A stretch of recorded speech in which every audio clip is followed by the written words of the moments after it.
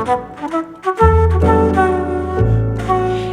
everyone. Today we have Diana Bruen here with us, expert renal dietitian, who's really kind of focusing on nutrition as it relates to polycystic kidney disease and kidney disease. And today she has an abstract here with the Ren.Nu Dietary Program. We'll have kind of Diana talk a little bit about those results. So that paper just came out, super exciting. Diana, we'll go ahead and kind of start off with what is the Ren.Nu Program?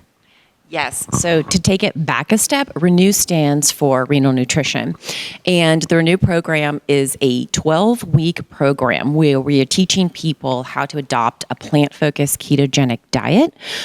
We're taking them through all the stages of understanding how to do it safely for the kidneys, and specifically with polycystic kidney disease, how to do it for better outcomes, but also as part of that, we work on mindset, stress management, and other aspects that are really important to life too. Yeah, I think that's great that you touched on the mindset, right? And so when we're looking at this and we're talking about kind of a ketogenic diet, there's a lot of, how feasible is that? But I think one of the things to focus on too, and you can definitely explain this, is the difference between when somebody first hears a ketogenic diet versus a plant-focused, kidney-friendly ketogenic diet, right? So can you kind of describe a little bit about what those differences are? Sure. So if you hear keto diet, and this is anybody, this is medical professionals, this is anyone who's not really well versed in actually what it is, people think what we like to call the Pinterest diet, which is bacon upon bacon upon bacon. And ketogenic diet actually is a therapy. And we're well over 100 years into studying ketogenic therapy. And keto diet itself is not high protein. It is not predominantly animal-based. And it comes into about moderate protein. So that's about one of the biggest misconceptions. And what's really important with the kidneys is the protein level. And so doing a plant-focused ketogenic diet, you are not overdoing protein and overworking your kidneys, and you're not adding in elements that create more waste, create more work, and actually can add to the imbalances within PKD that can create some other problems. So having it plant-focused, you're having very nutrient dense. You're having vegetables, you're having berries. There's other aspects that are involved that are actually positive for your kidneys. So it's not so much about just removing carbs, getting them as low as you can.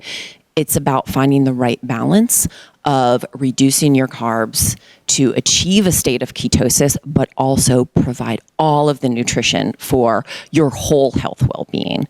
So really nutrient dense. It's a delicious diet. So I see up here we have the moderate protein intake, so about 10 to 15% of calories coming from that. And I see some like eggs and kind of fish and stuff. Is that something that's more so based in instead of the red meat that can potentially have, high levels of uric acid and cause issues with the kidneys? What kinds of protein, I guess, would you recommend for people with kidney issues? So protein is a two-factor.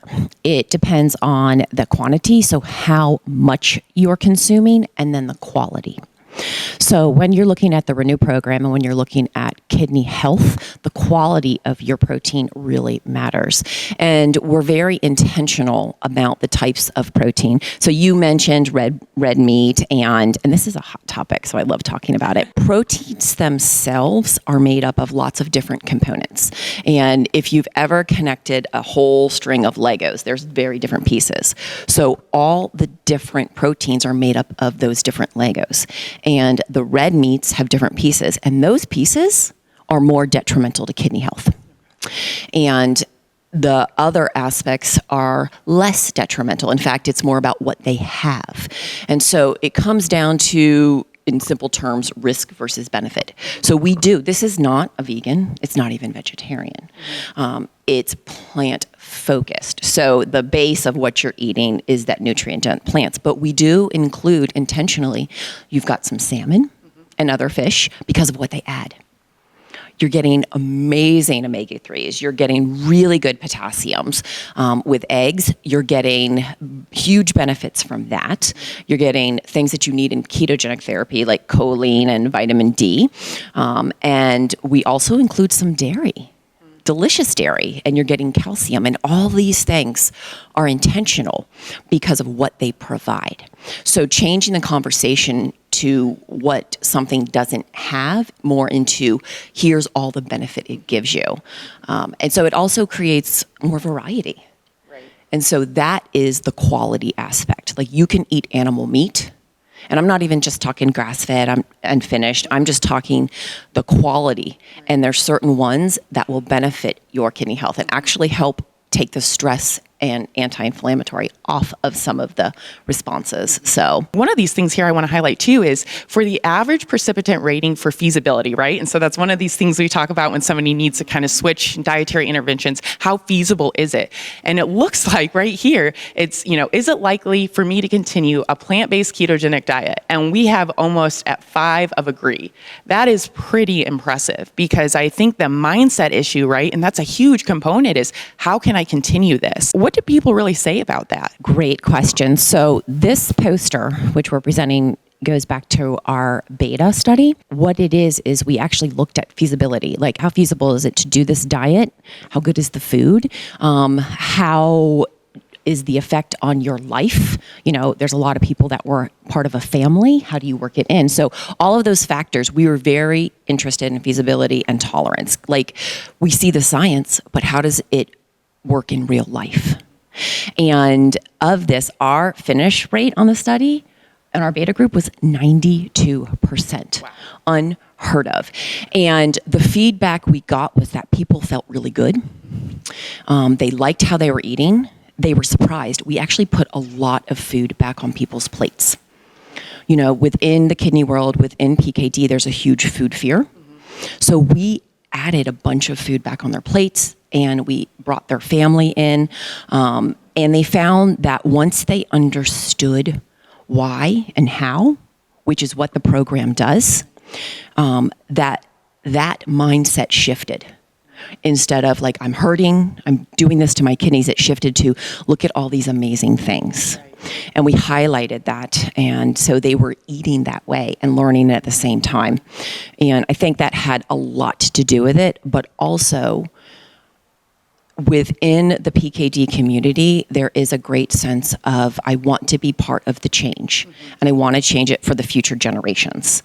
And so a lot of pride about advocacy and wanting to be part of it. And that was a huge piece of it. Part of this program was we were also testing out Ketocitra, which is coming out of the research from the Wimes laboratory, Dr. Thomas Wimes and Jacob Torres, and people were very interested.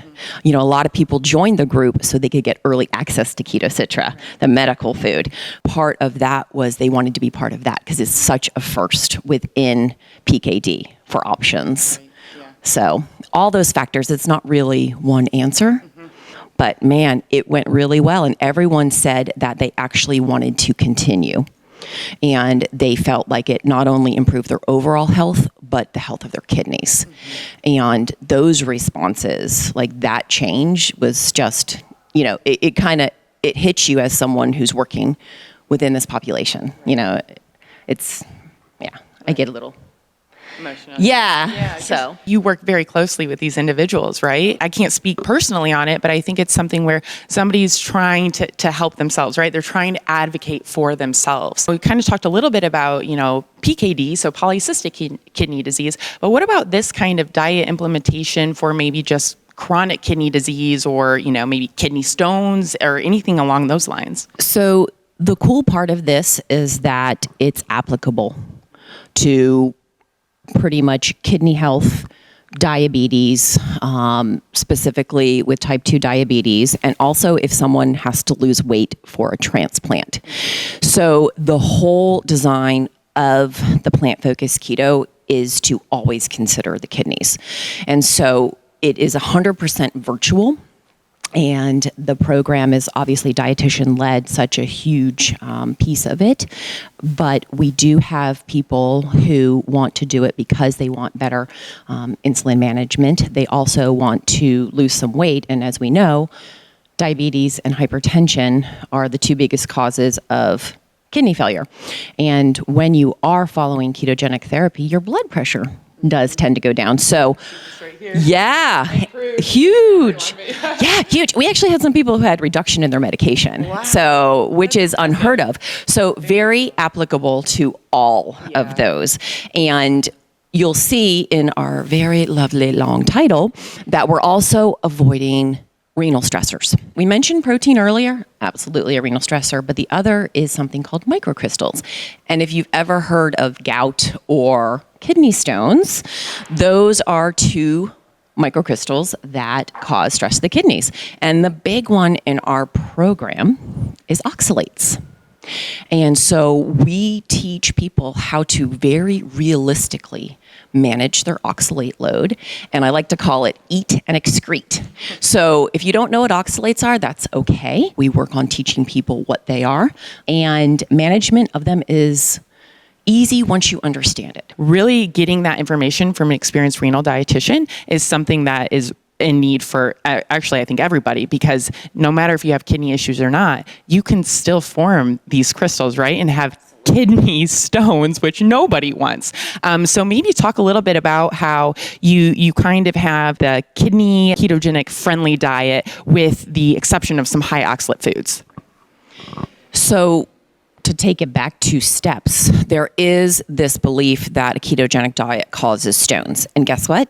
It's not wrong. It's not right. So doing a ketogenic diet poorly, especially for therapeutic reasons, you can create kidney stones. And so that's why I always advise work with someone to individualize it for you, but doing it well with the right amount of components, micronutrients and macronutrients for you, you will not form them. In fact, if you are someone who has had kidney stones, which a lot of people with PKD have, it will actually prevent further kidney stones. So we're working to understand oxalates and to manage them. And you mentioned spinach and almonds. Those are really the only 2 things that we say, hey, you got to take these off your plate. Mm-hmm.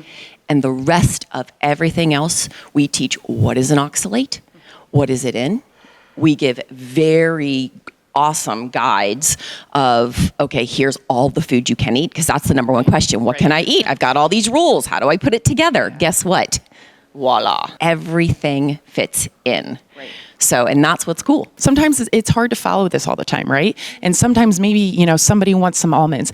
The keto citra really helps to kind of bind those oxalates and help less to be filtered through the kidneys. So there's less stress on that. And the last thing I kind of want to highlight here is just, the Ren.Nu program, these right here improve my overall kidney health. And we have all the way almost to a 5 of participants that agreed. And so I think that kind of reiterates everything that you guys found in the responses you had for that beta tester program. And you guys are, you're currently going through another one right now, I hear. So that's really exciting. And then we've got some new participants this year. So that's great. But, this is very, very informative. Diana, I really appreciate all your work on this as well. And you stopping by and kind of explaining this at the Metabolic Health Summit. So Diana's had a great abstract and being featured here. So thank you very much again. I appreciate that. Of course.